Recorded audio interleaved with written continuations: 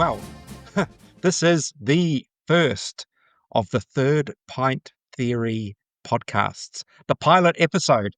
Um, I'm Michael Donaldson, and with me is Martin Bridges, and we're your co-hosts. And I would like to start by saying, Martin, why did you ask me if I wanted to do a podcast?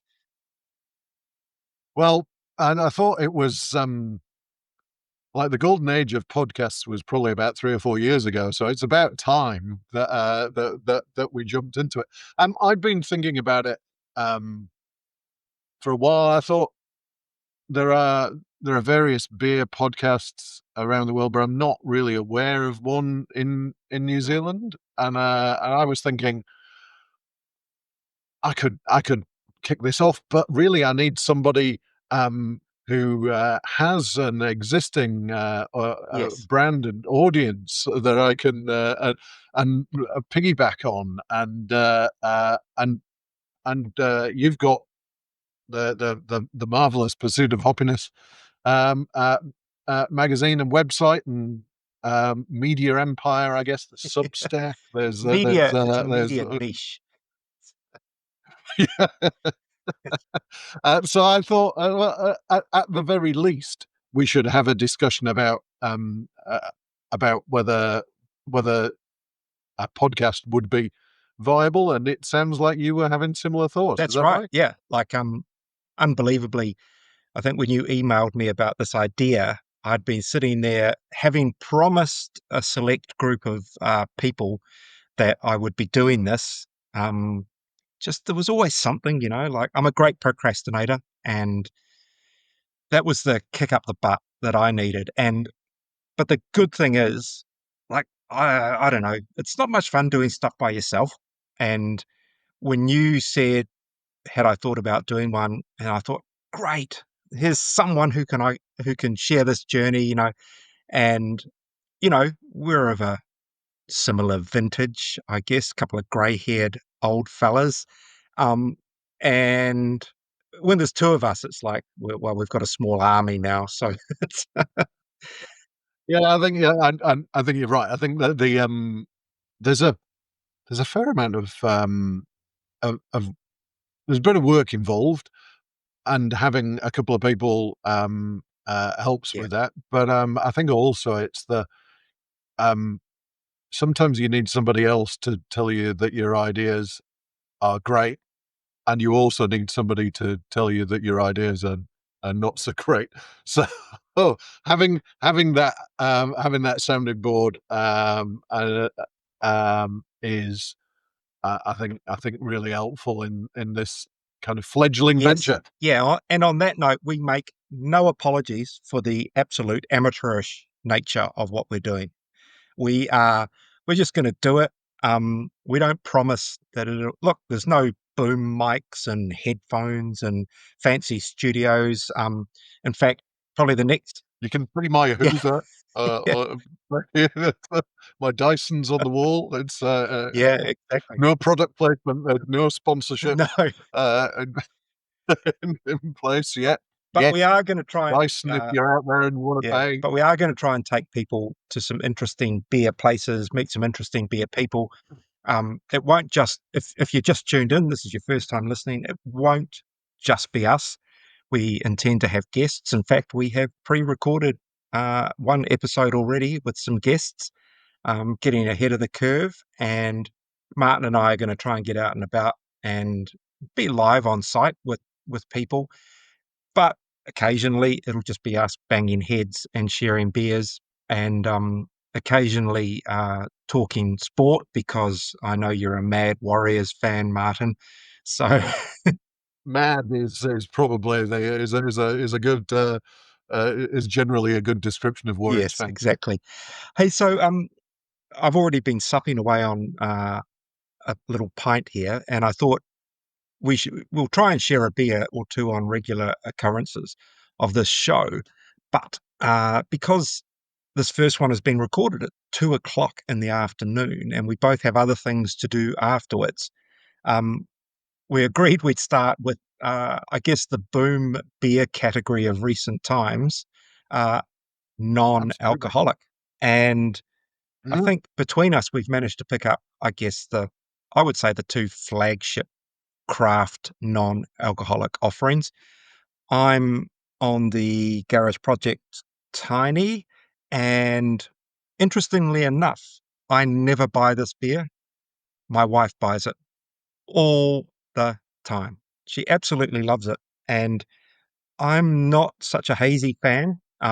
I prefer the one that Martin's going to fling up in a moment, but I have been really enjoying this lately. I think they've really refined the recipe.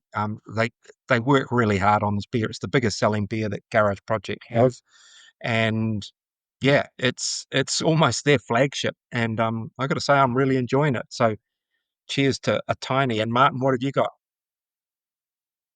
I uh yeah, I've this was my unfortunately my idea because I'm going to the gym after this, and I thought that a pre-workout drink of beer probably wasn't ideal. So I've got the batch all day, the original IPA. In fact, it does say non-alcoholic original IPA because batch have now got there's a hazy and there's a pilsner, I think, in the all day range as well. And this to me was the the beer that put non-alcoholic beer back on the agenda. I think it's it was the first one I'd had in many years that actually tasted like a beer, and I would happily take a six pack to a party where I was driving, and I'm gonna and I have done. I'm going to work my way through a six pack. I think it's just it really it's not as awesome as a full flavored pale ale, but it's close enough, and it's enjoyable, and I'm I'm really impressed. I mean, it's just the growth of the as you said, Michael, the kind of the no lows, the no alcohol, low alcohol sector is probably the only beer sector that's Yes. growing, um, um, and uh, and the quality is just streets ahead of where it was. I remember, and you say we're of a similar vintage. I remember growing up, and Guinness's Caliber was the non-alcoholic of choice, um, and that tasted like dishwater. It was like it was it it was purgatory. It was trying to force yourself to drink this stuff, and at that point, I would happily have preferred soda Yeah, water yeah, or orange yeah. juice or anything other than that. Whereas as I say, I'll happily drink this Yeah, stuff. and the thing is, when you turn up somewhere and you've got a can that looks like that, or in the case of the batch one, they look cool. There's no FOMO. You don't feel like you're an odd one out. Um, and yeah, Mm, people don't. There's not that kind of. There used to be a stigma about non-alcoholic beer, and there's just not anymore. It's actually pretty cool. Um, and the interesting thing you talk about the quality, and Batch were one of the first, or were the first craft brewery in New Zealand mm, to come out with a non-alc. Um, and I talk a lot to Grant Cornter from State of Play. You know, he's got a totally mm, non-alcoholic brand, and he was over in Europe for a number of weeks doing that Camino trail, I suppose they call it. Yeah, walking 800 k's through Spain or wherever it is. I'm not entirely sure. Um, but just his comments while he was there about that the non-alcoholic beers in New Zealand were not as good as the European ones.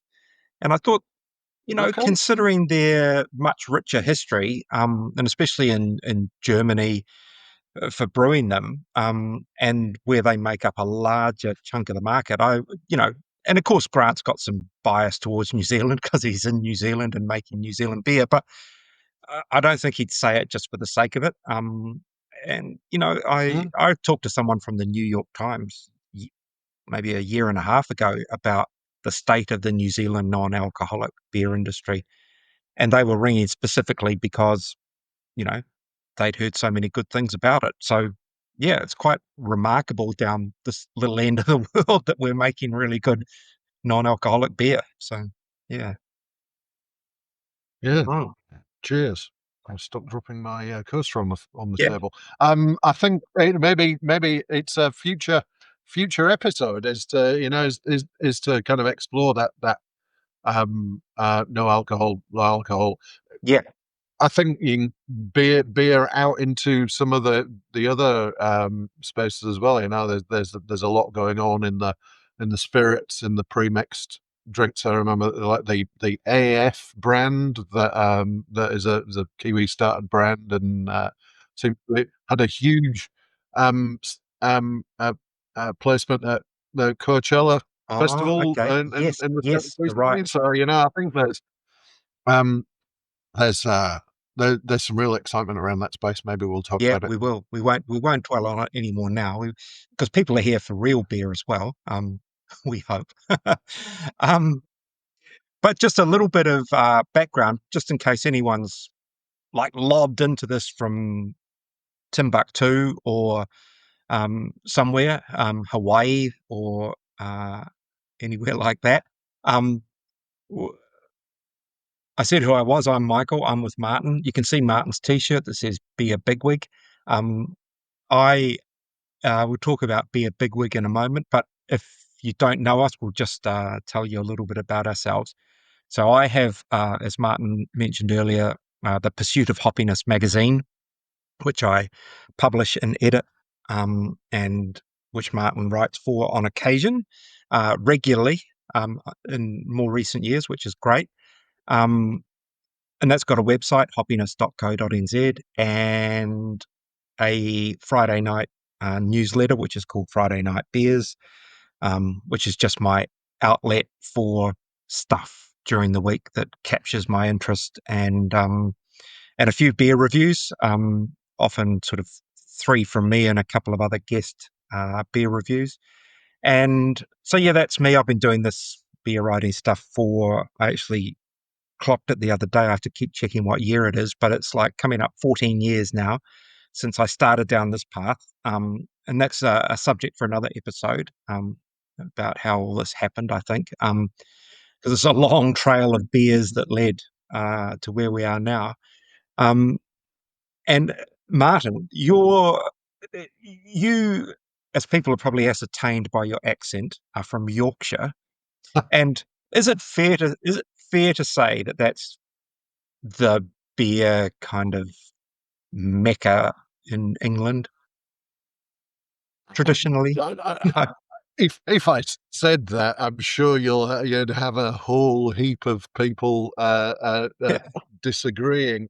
I think look, so. I grew up in Huddersfield, Huddersfield as people were saying that in Yorkshire, and there's a heck of a lot of great cask ale breweries in Yorkshire. My one of my favourite beers of all time, Timothy Taylor's Landlord, is from just down the road in Keighley, and then in more modern times, there was as kind of the new wave of craft breweries in the UK in the last decade or so. Magic Rock were also from Huddersfield. Sadly gone through some hard times recently, but they were at the forefront of some of that kind of new wave stuff. So I think, yeah, look, I I I cut my drinking teeth on cask ale, real ale, cask conditioned beer in the north of England, and then moved to London where they don't serve beer right because they don't put sparkler on. There's a there's a whole kind of rabbit hole to dive down in Yeah. terms of how you serve cask beer. Um, and I ran uh, a theatre bar actually in London, which served real ale, and got it into the Camera Good Beer Guide. Yes. Okay. Um, and then moved to New Zealand about 18 years ago now, I think. And yeah, so I arrived in New Zealand just as that, I guess, the first wave of craft beer was kicking off. At that time, you had Epic and just launched, um, um, and then I got involved in Sober, the Society of Beer Advocates, which was kind of styled itself as kind of New Zealand's version of the Campaign for Real Ale, Yes, and RIP sober. and which is where Pursuit of Hoppiness came Yes, from. that's right. Pursuit of Hoppiness Yeah, started as the sober magazine, yeah, so it's there. Everything links it together. does. It does. Um, yeah, the Pursuit of Happiness. It's having its 18th birthday next year, so you probably landed about the time it started. So, yeah. Yeah, yeah. So that, yeah, I remember distributing copies to bars okay, yeah, and dropping them off. It was back in the day. There were good times. There was some interesting. There was a heck of a lot of has gone on in those 18 years beer wise. You know, we've had uh, uh, some great peaks and probably going through maybe not quite so great a time at the moment for a lot of breweries and bars. Um, but there's some really exciting stuff still going on out there, and some great people for us to talk to and bring their stories to this yeah, podcast. So yeah. looking forward. No, and you know, as I said at the start, we're not going to be very professional. Not that we're not trying to be, but we don't promise to be. Um, but one of the things is that I think there might be podcasts that are just Martin with some guests, Michael with some guests, Martin and Michael together, Martin and Michael with guests. We may even go solo. Who knows? But so we're going to mix it up. The backdrops will change. The studio will change. Certainly for me because I'm leaving this surround very soon, so I'll have a new space. Um, but certainly anyone who's got any ideas of what they'd uh, like to hear about on a podcast, what they'd like us to talk about, get in touch. Absolutely, comment, send messages. We've got a number of ideas racked up already, and but yeah, crowdsourcing these things is always a great way to go. I always find that the world has much better ideas than I do alone. So yeah, so send them in. As I say, I think that was the key thing we were, wanting to do this together is that it bounce ideas off each other, and if we can get those ideas from outside, yeah, I'd love to hear what people want to hear about. It, we've got we've got ideas in terms of some talk to some brewers about their journey and how they've got to where they are, and some maybe break down some beer styles and talk about that. Um, um, yeah, really keen to hear what Yeah, we could do. what This is probably an oversubscribed space worldwide, but we could do homebrew tips. We've both been down that path, but I been a while for yeah, me. I mean, same. I think I was an avid home brewer, and the thing that kind of probably moved me past that, is that there's so much really good beer available. Um, I was struggling to find time to try it all. So Yeah, that's yeah.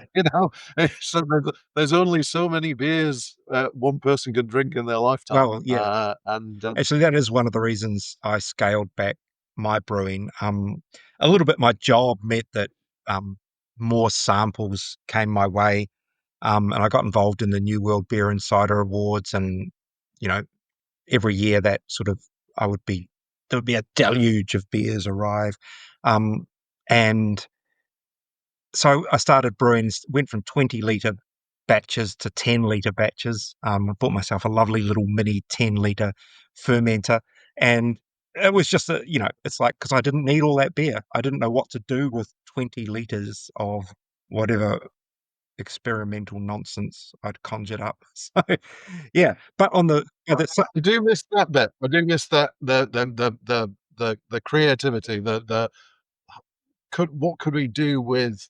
But there's always a brewery out there coming up with uh, some weird stuff. Yeah. And I think we can all name a few breweries who really kind of crank up that creativity meter. So Well, um, we're I see what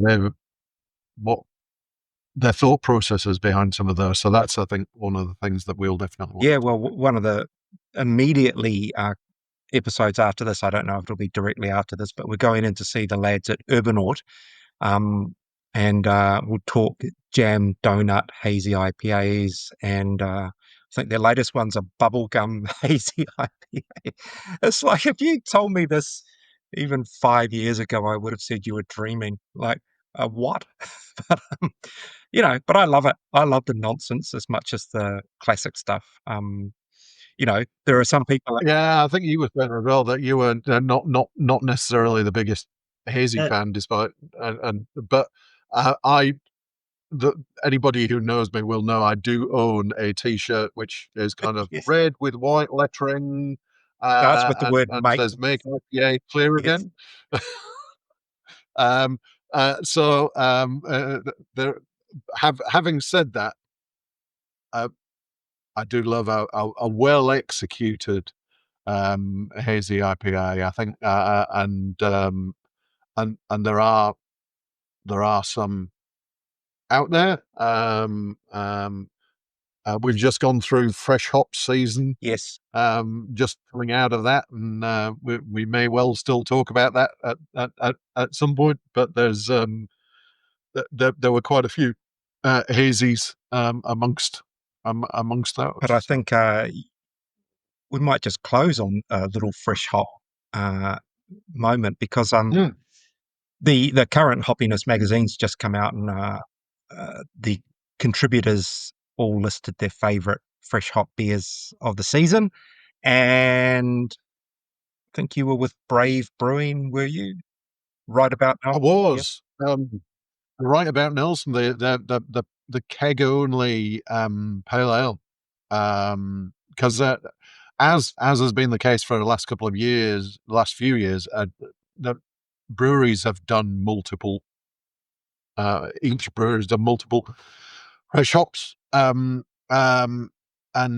Brave did too. They did the Helping Yep. Hands, which they've done for the last few years, and they did the Right About Nelson. And Right About Nelson was only in keg, and I was fortunate enough to be in Punky Brewster in Oh, yes. Christchurch, Yep. which is one of my favourite bars. And it was on, and it was stunning. It was the one that kind of things sometimes just stick in your head and go, actually, that's the Yeah. one, Um, and that was it for me. yeah, I had some at Galbraith's during an Auckland event called a Fresh Hop, Skip and Jump, which was Galbraith, Small Gods, Twofold, and the Lumsden put that on. Um, I got to say, the Twofold West Coast Pilsner was amazing, but I opted for. I'd say it's like when you have a B side on a record that's maybe better than the A side for people that remember vinyl. Yep. Or the B side becomes more memorable for some reason, and so I would say with Hop Federation, the A side was Green Limousine and their IPA, which was fantastic this year, absolutely fantastic. But they did a fresh hop pilsner, uh, and I'm Mm. thinking it was with Motueka and Tai Heki, but I'd have to go and find the can and double check. Uh, and that might be the B side, but I thought it was absolutely stunning. I love fresh hop pilsners. I don't know what they just the structure of them. I think the hops, especially Motueka and Rewalker, really suit pilsners in particular. Though we saw a lot of Rewalker IPAs, I have to say. But yeah, I can't go past the really. It was my second. That was my second Oh, choice. I think was that hop fed pilsner. I it was one of the first ones I had, and it was Yeah. definitely. I I thought it was better than Green Limousine Oh yeah. this Yeah. year, and that's saying something because that's a Yeah. classic. It is. It is. And it was well executed this year, as you say. I think uh, there's definitely we could spend hours talking about Yeah. fresh hop beers, and maybe we will. Maybe we may do a dedicated fresh hop episode before too long, as Paul Kelly sang. But I I was having a conversation with a brewer who shall remain nameless because it was a kind of off the record joking comment at the end. Because I'd asked him about his particular fresh hop beer and said I hadn't seen it, and he said, "Oh yeah, it's sold out. As soon as we put it up online, it was gone." And that was great to hear. And he said, "Yeah, and we only did one." And his comment was, "I think it's getting a bit out of hand when breweries are doing 2, 3, and 4 fresh hop beers." And I was kind of like, "Yeah, everyone should just do one and just put your best one forward, and we'll make a proper festival month out of it, and we can all actually probably try them all." Like it's because when I started writing about beer in 2010, I think there were roughly 70 breweries, maybe even 60 back then. And they didn't make more than two or three beers each in a core range during the year. And it was actually feasible, probably, to drink every craft or micro produced beer in New Zealand if you wanted to. You could have set yourself that task and knocked it off. And like now, I think I would be hard pressed to keep up, with Garage Project's production alone, with 70 or Yeah, 80 beers a year. And now we've got 200 breweries and they do, you know, I don't know, 20, 30 beers a year. A lot of them, consistently have a new one every second week, every third week. Maybe 1,000 beers getting brewed in a year in New Zealand.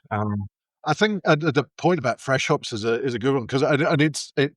I was it last year? I can't remember. I did an article for Hoppiness that kind of was my predictions for the year, and one of my predictions was that fresh hop would kind of settle into kind of one or two beers, and that all this kind of breweries producing five, six, because I remember that Yes, Urban they Hop did a did mixed six. Yeah.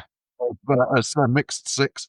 Um, uh, that all that would go away, and I was completely wrong. Yes. Um, You're sacked.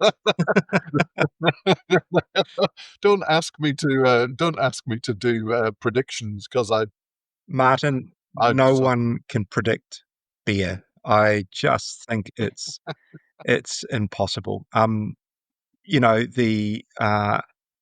one of the things that's happening in America, and we said we were doing a pilot episode, and it was going to be nice and short. We can always cut it later, of course. But one of the things that's happening in America is this re-emergence of kind of Radler styles and Shandy type styles. But, in yeah, particular, Firestone Walker with their uh, turbo Radlers. And so they're Radlers, but they're 8%, which defy, it's like the whole point of a Radler was to produce the alcohol. But they've taken yeah, the yeah. concept and blown it up as only Americans can do. And if someone told me that, one of the trends in beer for 2025 was going to be 8% Radlers, you'd go, who's going to Yeah. predict this? Yeah, you would not have picked that, would you? So I think I can't remember. I think I said that strawberry pilsners were but They they may um yet I happen. I it might I hope not. Uh but yeah, I think uh, it is hard to predict where the trends are going. I think that that's a whole episode there to talk about. Mm, What are the trends? I'd love to get to ask some of those creative types. Maybe we'll have a chat to Urbanaut about that yes. when we Yeah, talk to yeah. them, and some others about where they think where is beer going. I think that there are some. there are some macro trends which we can see, which are driven by kind of economic factors. There's the certainly ABVs coming down, which is not necessarily a bad thing. I No, think, and it's nice to be able to drink more of something. Um, and some simplification of core ranges. I think there's is yeah, happening a bit as well. I think, but, and I do think, yeah, well, it'll be interesting. It'll be interesting to kind of get some wider views on where people think beer is yeah, going. um, probably both to our satisfaction, the lager revival is actually Mm. happening. We're seeing that more and more, and later this year, come September, October, we'll see, a lot of regular lagers being joined by sort of Oktoberfest style lagers. I just like the fact that Heyday, for instance, do a new release every month.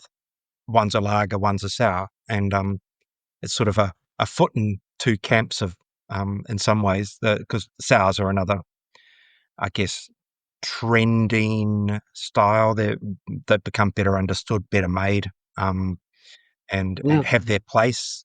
Not necessarily. I love to have one as a refresher. But yeah, I do like a great lager, and we will have an episode. I'm sure now. I've said it, dedicated to lager. Um, yeah. Absolutely. Hey, before we go, and I am conscious that we didn't want to make this a really long podcast. Certainly not. We're not going to get into the 2-hour territory. Short and sharp is the answer, but we forgot to explain where the name of this podcast came from. Ah, we did. Yeah, the Third Pint Theory. We batted Yeah, around quite a few names, and Martin came up with this one. And I mean, I like it because it sounds kind of obscure but relatable. Um, and, but I'll leave it to you to, yeah, yeah. the third. I think there's a couple of there's two aspects to it to me. One is that everything kind of the third point is the thing that kind of really opens the conversation and really the social lubricant, that when you get to the third point, that's when the conversation really starts flowing, and that's kind of where this comes into me. I think also I always worry, and my wife worries that the third pint is the one that leads to many more pints. If you stop at two, that's all Yeah, good, but then three leads to four, leads to five, yes, leads to yes, um, but I think it's more that we'll it that's the third point is when things get really interesting and the discussions kind of yes, broadening, and that is what we hope we will achieve through some of these yes. episodes. So thank you for joining us on our first one, people, and Mm. stay tuned. We're not going to drop every week. Might be every second or third week. As I say, we still have to learn how to even operate a podcast. So, you know, so bear with us, and we love your feedback. So, Martin, Absolutely. until next time, Cheers, cheers. Michael. See you later.